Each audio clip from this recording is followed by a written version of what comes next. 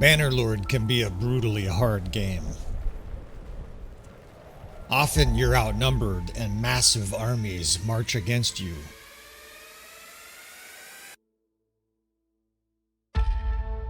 Well, in this new series, we're going to work together, friends. What I want you to do is send me your difficult situations that you're either currently encountering in Bannerlord in your campaign, or something that you've dealt with in the past where you're just unable to solve it. I will do my very best to handle these difficult situations. I will share the results on YouTube, provided they have some kind of educational value for people. We will take on these difficult challenges, do some battlefield analysis, and hopefully help you turn around a very, very difficult battle. So join me on this adventure. Please send me your difficult situations. Have a little patience. I don't know how many there are going to be, but I'm willing to take these challenges on for you fellas as we handle your disasters of war.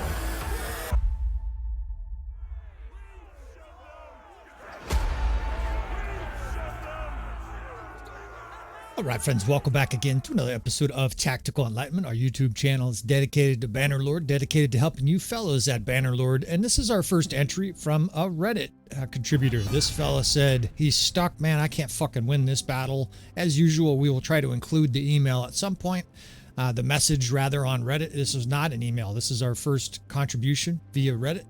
And he says he's been sallied out on here, and I understand the difficulty here. So a large Valandian force, twice as large as Floki and company, we're going to try to pull this victory from the jaws of defeat. Now, I'm not going to do character specs, but I will give recommendations, right? Keep punching that athleticism, punch some medicine skill, maybe even some engineering, right? So that you can siege faster, Mr. Floki. Let's look at the rest of the armies that are present here. This guy's got a weak army, but Floki looks like he is building a juggernaut. He's got a bunch of high-end troops.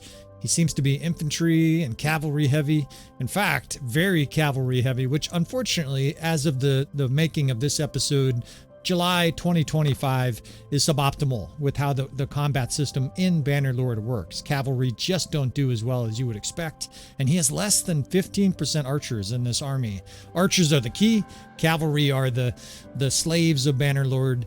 And I presume the Valandians here have lots of cavalry, and even worse, they have 40% crossbow, including a lot of sharpshooters. You see that at the bottom. There are 180 sharpshooters and a bunch of other crossbow as well. They almost have more crossbow than our total forces here. So that's a problem, right? We're going to have to try to deal with that. Creativity is going to be critical here. Movement of troops is critical. And this is interesting. He's lowered some player damage, probably banging his head against the wall, trying to defeat this battle. It's basically on some of the easiest settings you can have. You know what? Let's go ahead and try this first battle with the easiest settings and see, even with the easiest settings, if we can pull this battle out. Maybe not, right? And this might be an impossible battle. We are going to run into some of those in this campaign series, right? In this series, this disaster of war series, we're going to run into situations we simply can't win. Doesn't mean we won't try, and maybe victory will be assigned to the closest if we can get a lot closer than a standard approach. Now, I'm going to put the sergeants in charge here, but I'm worried already that they're going to form a circle. When you have this army makeup, right, where it's lots of infantry and very few archers, the AI does a strange thing and tends to form a ring defense, which is disastrous here, right? You need to go offensive. Instead, they look like they're going to try to shoot it out at range here against the Valandians, and the Valandians have almost as many crossbow as our whole army, so that's just not going to be a thing. Now, we won't spend too much time for this, but I do this for a couple reasons. To observe the conditions. This battlefield is dreadful. There's trees everywhere. You guys are going to have a brutal time seeing. In fact, already this episode rates to be not the most instructive, simply because of the conditions. Now, I've turned up the exposure as much as I can without it being like neon. And this ring is just not going to work, so we're actually going to form some very basic formations just to get a baseline for this example. We know the sergeants are going to have a hard time here. In fact, they probably can't win, and let's just see how they do here. Infantry charging, archers on a ridge, cavalry charging, and before we even get to the enemy lines, their cavalry is just devastating us. I mean, we're so badly outnumbered here. It is a worst case scenario. Now, did you see that? Their infantry is sort of rotating to face our charging infantry, and the infantry is not even close to their lines. So the AI is sort of staggering about here as well. but we are getting melted. Right now it's about a 1-to-1 kill ratio, but it's going to get worse. Now their infantry is going to bore in on our little straggling divisions. They're rotating their juggernaut force here to face us. It seems like doing a bunch of preparation that's totally unnecessary. Like seeing an ant on the sidewalk that you want to kill and planning your assault instead of just putting your boot to it. Yeah, they thoroughly put their boot to us in this example here. I mean, this is really bad. We didn't even get a 1-to-1 kill ratio. There are 800 enemy forces left on the field, and enough of that debacle. And that's a very ominous sign for us having any success in this battle. Still, we will reload this save game, maybe look at the inventory a little bit, and try to do better than that disaster. All right, let's load this up here and see what we can do. Disasters of war situation, to be sure. The wrong army composition, no offense. I hope this gentleman takes no offense. Although, this is the manly army composition. Lots of heavy cavalry, tattooed, axe-wielding sturgeons. I agree. I just wish this was more effective in Bannerlord. There are mods out there, incidentally. I will mention this. There's a mod that a friend of mine made that makes sturgeon nobles elite infantry, and that would be a very different battle in this situation. I'm probably not going to load it up because this gentleman was not using any mods for his game. What we are going to do, though, is use these banners. I see this sometimes. Guys aren't using their banners to full effect. I don't want to try to give you guys any other notion other than banners are very important for Bannerlord. I guess that should be obvious, Bannerlord. But more importantly, your captains are. And it doesn't seem like he has a full party here. So we'll look at that in a second. But let's get a few of his companions decked out here. Just a little bit of tinkering here before we enter this battle. And then if we don't have success here, maybe what we'll do is load up that sturgeon battle. Yeah, you know what? I'm not going to do that. This guy's not using mods. It's unfair to presume he'd just be able to go out and get that mod. But I want to pump up the author of that very briefly here. He made this great mod, which turns sturgeon, tier 6 Drudzinic, and tier 5 Drudzinic and Drudzinic champions into foot troops. Now, maybe that's what we're going to get with the Nords. But until then, this, I think, is the change that a lot of players playing Sturgia deserve, because it gives you nasty foot troops instead of a whole bunch of feeble cavalry. A lot of guys love the Sturgeon cavalry. The bottom line is they're not very good. And this is just advice for this gentleman. Don't put your units into as governors this early on. Maybe 1 or 2 specific locations, but you need them in battle. It's much more important to have those guys and their perks in your army. You see, he has 4 guys here in his whole army. That's a problem, right? Because you have these 8 divisions, or at least more accurately, you're better off running more than 4 divisions in Bannerlord. And even if you have 5 or 6, you need your strong infantry captain.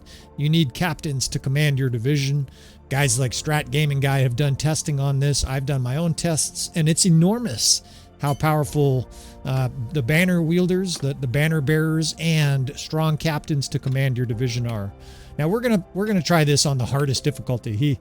He's trying it on easier difficulty and can't win. I guess this is basically just Bannerlord difficulty, and we may not be able to win with this, right? This is truly a disasters of war. Not only is he outnumbered, but he's severely outgunned, and it's a bad terrain to face crossbow. Right, our horses are going to be stood up and not be able to move. There's very little open ground, and what there is downhill of the crossbow. It's an awful situation.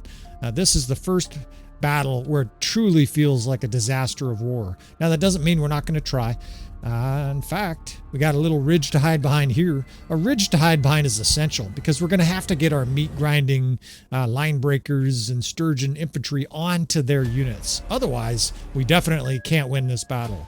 That's paramount, is closing on their crossbow. Almost 400 crossbow, including 200 of the very best in the game. It's essential that we limit how much they're shooting us. These guys are lethal at range. Deadly up close, right? 80, 60 yards, you're completely toast. So you must close and do so quickly. Now I'm changing all his divisions here. I don't expect a lot of guys to be able to replicate this, but a lot of these series are just to see if an experienced player at Bannerlord can handle a dreadful situation. Now we got good archers here, or at least some good archers. I see mixed in peasants with some Fian champs. I think when we looked at Floki's army, he had an outstanding army, but the guys that he's with are kind of dragging him down. Now he's got Savannah. she's probably going to be an archer captain, right? What we can do is we can put most of our archers in her division. Because we don't have a lot of good captains here, we've got to optimize them. Increased troop movement, right? That's what I want for our shock troops. I just said it 30 seconds ago. In fact, he's got good perks. You must close, right? We've got to get these axemen. See, here we go. We put a shield on the 1st division. That looks better. We've got to get these axemen onto their sergeant crossbow for them to cut them to ribbons. Faster troop movement speed will help a lot, and he's got good perks. Now we need, let's see, we need a skirmisher division. I'm just doing that in case there's a flanking opportunity. It probably won't materialize, especially because it's dark and there's trees everywhere. Extra hard as the commander to do well in an environment like this. This really is about the worst case scenario. In the trees, in the dark, suboptimal captains. And again, I'm not picking on the creator of this save file, but some situations are easier than others. The previous situation I handled really easily. It'd probably be episode 18 or something like that. And we just had a great landscape for it. This is an awful landscape, and the army composition makes it worse. It compounds the fact that it's all these trees, because your horsemen get stood up by trees. And once they're stood up, the sergeant crossbows on the other side, click, click, click, and your army gets melted. He's got kind of a mix of troops too. There's some scrubs in here. Now the enemy will have some lower tiered troops. If he's not using any mods, the enemy won't have a juggernaut army. But we did see they had 200 Vlandian sharpshooters. You could already argue that's elite, right? That's a nasty, basically 25% of the opposing, or 20% of the opposing army is one of the best units in the game. The sergeant, the sharpshooter. These fucking trees. You just want to go through here and chop them all down.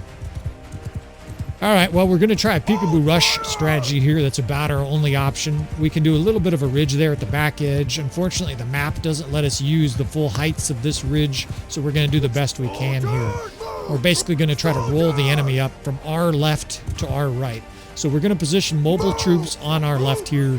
And this may not work at all. Remember, I narrate these and play these live. There's always a chance that we just eat shit here and have to try again. We will probably try this again if we lose, just because it is an interesting challenge. And that's what we're seeking for this series. Now we're going to stick infantry towards the front in a shield wall. There's 400 archers on the other side, 392 archers, crossbow. And we're going to try to put shock troops nearby cavalry so that when their cavalry charge us, at least our shock troops can eat, right? That the classic shield and shock tactic. You put heavy cavalry in a 2 or 3 deep line in a shield wall, shock troops in their midst, and it's just a tried and tested strategy for Bannerlord. The enemy cavalry or infantry gets stood up on the horses, and then your shock troops get to work. Now the distancing here is critical, right? We've got to be right at the edge of the ridge, because as they get to the top of the ridge, we need to be able to get on them quickly. I am going to try to swing the 8th Division, led by this guy, Floki. We're leading your 8th Division here with the best perks possible, and we're going to try to sweep around from our left to the right to bore into the enemy. That cavalry charge, I'm hoping, will buy time for our meat grinders to get into the enemy. But this, like I said, this is a brutal scenario here. We just don't have the archers to fight at range. We don't really have the infantry to fight up close. The cavalry, maybe we have a small cavalry advantage, but they can't be used very easily in the forest, etc., etc. I know I sound like a whiny bitch right now, but you saw the Allied forces here. Whoops, they hit trees too. You saw the Allied forces here had 800 enemy forces left when this battle was over. This is an extraordinary challenge. These fuckers are defending. Floki's got some throwing axes. I'm a bigger fan of javelins, but maybe he's doing the theme to play through. Good for you. All right, so this top area, we're moving the 8th Corps, and eventually I'm going to rotate our archers to try to get the high ground and pound down on the enemy. I'm not sure that's going to work still, but nevertheless, we will try that. Now this is perfect. The enemy cavalry is charging our heavy cavalry with shock troops in here, right? So our guys get to work, and just like I said, they would eat the death spam. Is mostly green, right? We're still suffering losses here, but there's big flushes of green too as our guys just clobber all these stood up horses. Banner Knights get sent into the dirt. And if only we could freeze the battle right now. Like, we're getting a 5-to-1 kill ratio, right? Victory, Floki. Wow, the hardest part is still to come. course, I mention it all the time on the channel. It's not the enemy heavy cavalry that are dangerous, right? These we just completely demoralize their high-end cavalry. What's hard are those 400 sharpshooters. I mean, we just dismantled their cavalry. All right, so let's start the rotating process here. We'll back a few of these units up, but this is temporary. There's no defense here. We must charge, right? We must get this guy's cavalry in on the enemy. So this division up here that's in my way, God, get the fuck out of my way, boys. Stalling the general. We're going to move them in hard on the enemy's right flank. Now, the trees make it extra hard to move your units. On top of everything else, you get UI errors, interface issues because of all the trees, right? Basically, you tell them to put your units way off on the horizon and puts them right next to you instead. So just getting into position, we're losing troops, but now there's just an all charge, right? The center of the infantry bore in. We're going to try to position our archery on our right flank above the enemy, and then hopefully with a strong cavalry charge, we can sort of spin their units into vulnerability. They're sort of harassing us here behind us. Let's get this cavalry in on their crossbow.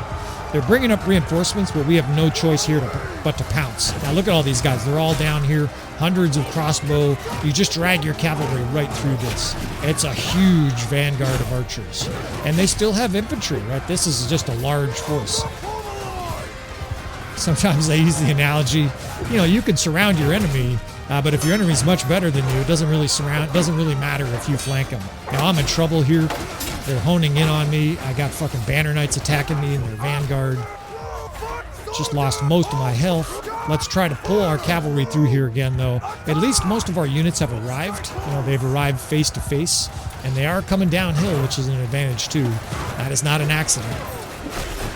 Now, the enemy's packed so tightly here, our cavalry charge is nullified, right? Our cavalry speed goes to 0, and then all of a sudden they're shot or slashed by their infantry crossbow. Now, we did spin their crossbow right into the face of our archers, so we charged with their being champs should do a decent job on their sharpshooters, although sharpshooters fight just fine too.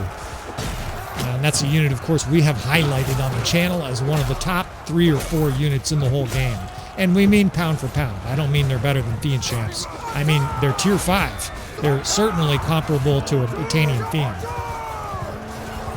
The enemy still has a bunch of infantry, and some of these are reinforcements, right? They're coming up from that first wave that we destroyed. And there's just crossbow as far as the eye can see.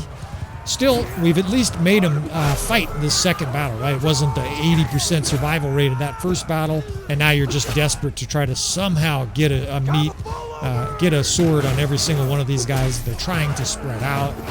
I don't think we're going to be able to keep them occupied long enough. Now, our infantry is probably having a hard time, right? It's trying to push through a huge infantry brigade.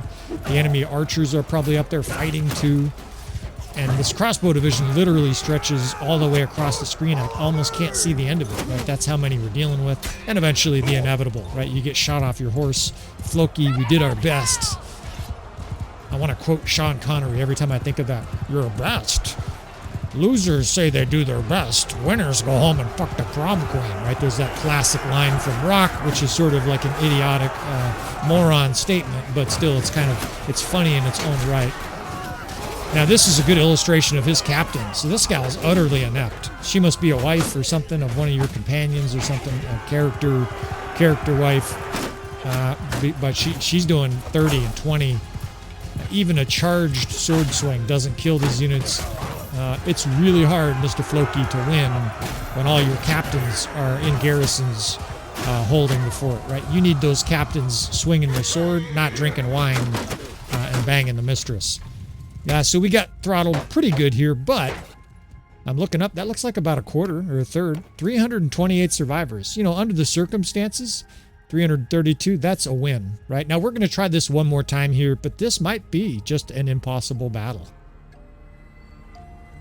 All right, we are recording. Let's give this one more shot here for Floki. He's very frustrated, very trapped. And based on that second battle, I don't think we can win this. Still, we're going to give this everything we've got here. I've got a couple more tricks up my sleeve. If nothing else, hopefully, again, we can continue what I consider is a bit of a spreading of this disease called tactics. We're going to hopefully enlighten guys, hence the channel name, on the beauty and joy of tactics here. Now we're going to do a few things different. In addition to loading up these companions with arrows at the beginning, I'm going to effectively try to joust with the enemy at range, which might seem suicidal. We have a lot less archers, but we have different archers, and I'm going to use them in a way that I think will be advantageous to us. Also, we're going to try to find some cover again, but I'm going to be a lot more methodical and patient in this battle. If you don't like slow sort of sparring battles, this next one probably won't be for you, because I'm going to essentially try to wait for the right moment to pounce, and then when we have all of our ducks in a row, all of our Valandians in a row, we're going to try to lop their heads off. Not a lot of advantages to be gained here, and of course we will use Bannerlord difficulty. I think we could probably get by this challenge on the easier difficulty, and Floki, if you want me to do that, just let me know. If all you're trying to do is get past this battle, I guess I can do that, right? We got pretty close even with Bannerlord difficulty. Now, I don't have a lot of ridges here, and it's dark, so it's difficult for me to see what's going on here. That angle won't work. We can't be up high because they will just flay us with bolts, but this ridge might. Okay, look at this. You see this long hill here? It almost looks like a bunker, and there's like a riverbed there. That will work, right? We've got to pull the enemy that direction, but I think we can get on both the Peekaboo Ridge and a Peekaboo Rush defense, and I will talk about both of those in this battle. Now, very similar setup here. I am going to make a few changes, though, strategic changes. I'm used to 8 divisions, so if I don't assign units to the 4th, 5th, 6th, 7th, 8th, etc., I actually fat finger stuff during the battle. So I'm still going to assign the units, but I'm going to give Savannah in the 4th Corps all of the archers. Basically, she's going to be in charge of all of them, and that is because she has a huge list of perks. We're still going to have a 5th division, but it's going to be null and void for all intents and purposes. The 1st, 3rd, and 6th, I think we will do the same. The 2nd Cavalry is also going to be a little bit of a punt unit. We're going to have a very small 2nd division, and that is because Floki here has huge perks, just like his wife. Actually, I don't know if you're married to Savannah. Probably so, right? We want to use our best captains here. We're trying to squeeze every single advantage we can out of this army in this situation. Again, I don't mean to belabor the point, but this is really where you need that really good infantry captain who has elite skills and a banner minus 20 or minus 15% melee damage. This is where it really helps. All right, so let's see. We're going to stretch cavalry out as in a screen initially, and then we're going to try to surround the enemy with cavalry and infantry from the sides. I'm playing out the battle in my head before we get going here. Now, Vital is going to be using that cover, and I will show you that on the ground level. Some guys want to see battles like this with the RTS mod. I actually think you glean more from being down on foot, although, of course, feel free to leave feedback, as you fellas often do. Also, by the way, keep these requests coming in, right? Or I guess it's my request and you guys are fulfilling them. Keep these save games coming, fellas. I'm really enjoying them, and even though I have 4 or 5 that are sort of sitting, waiting in the queue, I'm just one dude. There's no the royal we on the channel. I will try to get to all these. More accurately, I will get to all of them. It's just a question of how soon, right? Whether it's going to take a week or something like that. Now we're going to put all of our infantry right at the edge of this hill. 1st, 3rd, and 6th, archers in the back with the horse archers, and then we're going to put cavalry in shield wall 2 deep on both wings. We're effectively forming almost like a fort on this hill here, right? We're going to stretch out cavalry, we're going to repel any cavalry charges, and then if they're dumb enough to charge, we will countercharge. And they look dumb enough to charge. Look at this, they're coming right in. Let's tell the archers to stop right where they are. That way you can start shooting. Charge! This is a beautiful gift here. They're telling us they're going to eat our organs. Meanwhile, they're going to get dismembered and ripped apart here. This will be a 3, 4, 5 to 1 kill ratio. And almost like they're listening to the narration, the Valandians are out of here, right? They realized that was a bad decision, and they got skewered. I don't know if they got any kills either, because of course we squared or shield walled our infantry. Now you want to pull them back. You see the deaths that are occurring. Some of that is occurring because guys are chasing over the hill here. The enemy has, what, 390 crossbow, right? And so that is the primary threat. We're going to hide.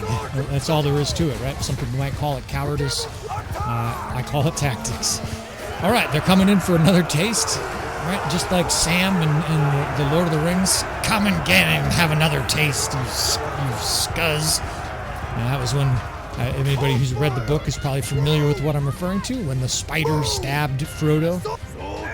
Unfortunately, the movie diverted quite a bit from the book. If you've never read the book and you love the movie, you will love the book. And unfortunately, you're going to be disappointed that the movie didn't have a lot of the elements from the book. All right, so we're going to be judicious with our ammo use here. There's 13 horse archers.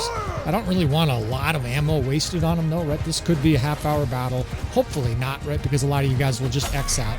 Unfortunately, it's just a basic fact of modern society, but our tent... Oh, shit, we fucked your horse up, Peric. Sent his horse to the ceiling.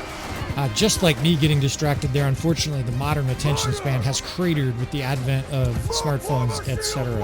I will stay off my soapbox here on Reddit today, but I think 30 years from now, we're going to be ruining the day where everybody was just on their phone all day. That said, use your phone to continue to like my channel and etc. Yeah, we're all... Don't worry, I'm a hypocrite too. We're all subject to the world we're living in. It doesn't mean that I can't say it's not a good thing. All right, so patience sets in now, right? The question is what is the enemy going to do, right? We're going to tuck under this ridge here. Now, if they don't do anything, and by all means, wait. No, they have to attack. They sallied out to attack us. So this is a perfect scenario. The enemy must come to us. Even though theoretically we're sieging the castle, they stormed out of the castle, right? So it sort of simulates that we got our siege weapons here and the enemy pours out. Because of that, the initial requirement to attack, or it's called the initiative in battle, is ours, right? We basically have the luxury of sitting back and making the enemy come to us. Now, some points here for newer players. See, they're still shooting us. If their crossbow have targets, they will not advance, right? So if you're sick of a defensive unit and you're trying to do what we're doing here, if they can see any of your units, they will not move up. We're going to watch this progress here. In fact, this will be educational in that aspect of Bannerlord as well. It's basically understanding how the AI thinks. Now, we like them sending cavalry, right? Because they're naked. They don't have any support. There's no infantry at all. And these guys are literally fish in a barrel for our archers. What we hope is a full-throated charge where they just get deep in our ranks, because we will butcher them en masse. Again, we need a 2-to-1 kill ratio. That's it, right? Some of these battles for this series are 4 or 5-to-1. 2-to-1 seems like a gift. That said, it's those sharpshooters out there that really are the problem. This cavalry's not a problem, right? On the channel all the time, you'll find guides how to destroy cavalry, how to destroy infantry, how to destroy large armies. You're not going to find a lot of guides on our channel how to destroy armies where you're hugely outnumbered in archers. You know why? Because the AI does a really good job with archers, and archers are superior to all other units in Bannerlord. It doesn't mean that you can't win in this situation. It just means it takes way more finesse. Now, this is beautiful. This is a full-throated charge. They're committing. Well, sort of. They're making these sort of half-hearted charges, but every time the screen flushes green, they get a kill or two, and then it's just dead horses everywhere because they got mangled. Please keep doing that, Valandia. You are doing us a favor. Now, you notice me quickly resetting our troops here. Of course, that is because those sharpshooters are on the other side of that ridge, blue ball. Those guys have not been laid, the Bannerlord equivalent of getting laid, right? Shooting at the enemy in a long time, and they're getting frustrated. That also means that anytime you stick your head up or your units go over that ridge, insta-kill, right? You're going to resemble World War I when the guys kicked a soccer ball and ran over the trench. You're a dead man, right? You just have no chance because every single guy over there is looking at you. Now, I'm doing this intentionally because we're trying to spar at range, and I'll talk about a few of this process. I'm actually trying to draw attention, and I didn't draw a whole lot. We're trying to gain basically an advantage in our range battle here. We don't have a numerical advantage, but maybe we can gain effectively a defensive advantage. This cavalry there in a shield wall is absorbing some arrows, just like my face. Man, that guy hit me for 37. What a shot. And shot it right in my face across the battlefield. The original facial. And these are archers over there do not have a great setup to attack our small archery division. So the death spam is surprisingly positive, despite the fact that we're outnumbered. We've got a little defensive element. In fact, you can hear the shields being hit there. And we're not losing too many of our archers. Here's the other advantage, and I wanted to talk about this. We have better archers, or at least more accurately, we have more ammo. They have, high damage. Sharpshooters are nasty, but they run out of bolts. Our Fiend Champs have like 50 or 60 arrows. That means these guys can keep shooting for a long time and spar with the enemy. Now, I'm not going to bore you to death. Maybe we could sit there another 5 minutes and rack up another 50 or 100 kills. But let's move on to the next process here, Peekaboo Rush. Just like I mentioned before, if the enemy's shooting you, they will not engage. So the key to a Peekaboo Rush, and I'll describe the difference between a Peekaboo Ridge and a Peekaboo Rush, is to make sure that your units are invisible. That will force the enemy to approach you, right? In fact, we can look at the bottom number, watch that bottom number. If it's getting bigger, or smaller rather, just like that, they're coming towards you. Now that's definitely coming towards us, right? Again, there's suicide and cavalry, open fire and charge. And now we just keep an eye on the sharpshooters and see how soon they're going to come over this ridge. We like the cavalry and camels coming over the ridge, right? They're insta-killed. Again, you got to pull these guys back. A couple of those guys went over the ridge and got flamed. But it's still a good exchange. Now look how close they are, right? They're looming up right there at the edge of the battlefield. A battle rush is imminent here because this is what we want. They have better archers than us. One of the keys to winning this battle is getting all of our units onto their units. In other words, our shock troops, those sturgeon heroic line breakers, into the face of those sharpshooters. So we're very, very closely watching this line as it creeps towards us. The AI is trying to figure out a way to get line of sight here, and it moves methodically. They're sort of slow marching their way. When they get to the edge of that grass right there, we're going to open fire, and then we're going to start moving our units forward before we charge with everybody. Right? In the short term, we continue to slaughter these sort of pitiful cavalry chargers. Again, 10, 12 deaths, and they get a couple, 4, and then they get sent packing. I mean, they have immolated half of their cavalry with these sorry attempts. And we lose a few guys each time on the retreat, right? These little peasants trying to get back. They're going to get scorched. Although now the enemy is leading with cavalry on this side, and it looked like Sergeant Crossbow and sharpshooters were right at the edge of the ridge. So we're on the cusp of a Peekaboo Rush. And of course, the idea of a Peekaboo Rush is the enemy has to creep up to this ridge. There they are. See them? They're right there at the ridge. It's time to move infantry forward. And then everybody just barrels in and charges at the same time. Right? Every single unit. In fact, you want to hold fire here with the archers because I don't want them trying to shoot. I want them joining this gigantic all-out charge at the enemy. They've got so many. We're just going to try to move that 2nd Division into the enemy and just have them go berserk. Just everyone, right? Everybody charge. Everybody hold fire. I want every single archer and skirmisher running directly at the enemy because they're going to try to spread out. Now, how do we stop that? Right? We're going to drag this cavalry division. Now, they've already spread out, right? These son of a bitch Landians, they're moving quick, and the AI is designed pretty well here, right? But we're going to unleash cavalry on them. These guys now charge. These fucking trees. And we're going to basically have these guys follow us over and over again as we drag this cavalry right through the enemy ranks. The unfortunate thing here is that they're already spread out, and it's 350 crossbow. Not much you can do there. Here's one thing we can try.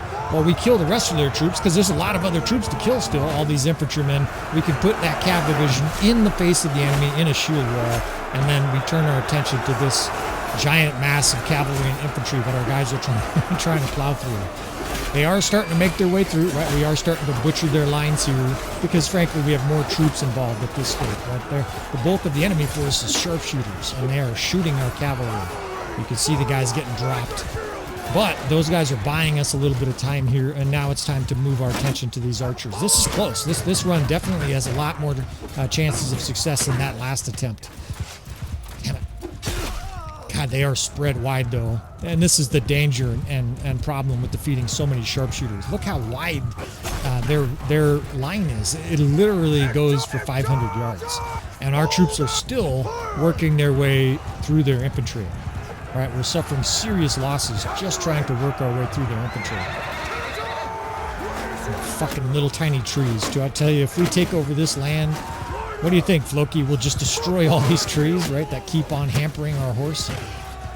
I got a chainsaw, bud. You just sick me to work. I can be Sergeant in Arms chainsaw, cutting down all these trees just like this, right? Just like these Valandians. This is my sales pitch here to be part of your future kingdom as a tree killer. Give him hell. We get dropped, and now we just do the best we can here. They have a huge line of archers. It stretches across the whole battlefield, it looks like. We'll grab a horse and we'll have some guys follow us here. It seems like a very big uphill battle. Of course, these are sharpshooters. These guys are no weak troops, right? They're going to defend with those giant barn door shields. We're really low on troops here, and they just have archers and crossbows as far as the eye can see. God, look at, they got another like 100 over here. They're just milling about because there's so many. They're like, oh, should we go over that way and kill? They have like the luxury of just standing there like a dipshit. And I think despite a valiant second effort here, again, we have failed. So this doesn't happen very often, but I think this is actually good for the channel. You know, we're not going to win every single one of these challenges. That would be ridiculous, right? You can't just win every single battle, and this is an extremely bad situation. I think a combination of about 5 factors here make this an exceedingly difficult 2-on-1. Normally a 2-on-1 is not a big deal, but this is hugely outnumbered in the strongest part of the AI of Bannerlord, archery. Right? There's no question. Anybody who argues with me, it just drives me crazy at this stage. They're like, what are you talking about? Archers and Bannerlord on weak. I'm like, you don't have any idea what maybe you're playing RBM. Right? Archers otherwise are absolutely the bee's knees in Bannerlord. The AI uses them exceedingly well. Cavalry sucks because it doesn't use cavalry well. Now, what are these cowards doing? Maybe this is why we lost. We got units that are halfway across the battlefield here. Your coward wife, dude. I'm not sure, you know, I'm not sure. You got to ask yourself a question with a wife like that. Maybe you're worth more dead than alive, right? That's one of those situations. Don't get too much insurance because you might end up, you know, with some kind of horrific accident after your brakes fail or arsenic in your smoothie every day. And defeat, ultimately defeat. We take our defeats like a man here, though, on the channel. I don't feel bad about that effort. 182 left. And I think it'd be great if other people want to take this challenge on. Maybe you're not interested in sharing it, the original fella, Floki. But this was a lot of fun for me today, and I think we made a good, earnest attempt at it. Hopefully also there's a little bit of educational stuff in there, tutorials to help players out there in difficult situations. And by the way, go get more archers. More sharpshooters, even sturgeon archers. All right, we're going to wrap this episode up again, and please keep submitting these to me. I appreciate it. Hit that like button on the way out. And with all that said, friends, I will see you fellas next time.